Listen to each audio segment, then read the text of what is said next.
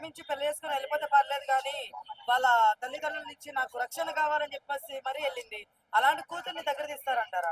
ఎందుకండి ఆ రక్షణ కావాలని ఎంత కోరినా కూడా తల్లిదండ్రులకు ఏదో కోపంలో ఆ విధంగా ఉంటది తప్ప మా పిల్ల జీవితం బాగుండాలి. ఎందుకంటే ఆమె చేసుకున్నటువంటి పెళ్లి కూడా కరెక్ట్ అయినటువంటి పెళ్లి కాదండి. ఇప్పుడు ఆమె మతాంతర పెళ్లి వివాహం చేసుకుంది. ఇలా మోనాలిసా ఇప్పుడు మనం చూస్తున్నాం, ఇలా టీవీలలో ఇలా యూట్యూబ్లలో చూస్తున్నాం. కానీ రేపు పెళ్ళైన తర్వాత 2, 3 ఏళ్ళకి మనం చూస్తామండి, ఆమె ఇంట్లోకి వెళ్ళి బయటికి వెళ్ళడం ఉండదు. ఇంకా వాళ్ళ మతానికి సంబంధించినటువంటి ఆచారాలు పాటిస్తే ఆమె ముఖం కూడా మనకి ఈడ కూడా కనిపించదు. అందుకే అని చెప్పి తల్లిదండ్రులు ఇలా ఇబ్బంది పడద్దు, నా బిడ్డ ఇబ్బంది పడద్దు, నా బిడ్డ ఎక్కడ ఉండడం మంచిగా ఉండాలి, సక్సెస్ఫుల్ ఉండాలని తల్లిదండ్రులు వాళ్ళ బాధతోని ఈ కేసు ఫైల్ చేయడం జరిగింది. ఒక్కటండి గుర్తుపెట్టుకోండి, అమ్మాయి అబ్బాయిని చేసిన, అబ్బాయి అమ్మాయిని చేసినా కూడా అది చాలా ఇబ్బందికరం. మన గతంలో చూసుకుంటే గిట్ట మనము హైదరాబాద్ లో ఒక మహిళ చూసినాం.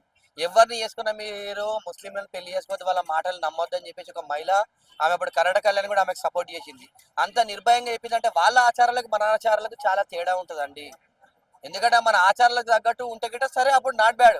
ఎందుకంటే ఇప్పుడు కొత్తగా చేసుకున్నప్పుడు అన్ని కూడా మంచిగానే ఉంటాయి. కాకపోతే రాబోయే రోజులలో ఇబ్బందికరమైనటువంటి పరిస్థితులు ఏర్పడతాయి కాబట్టి ఏదైనా కూడా చూసి ఆలోచించి జీవితాలు మాత్రం నాశనం చేసుకోవద్దని చెప్పి తెలియజేస్తున్నాను.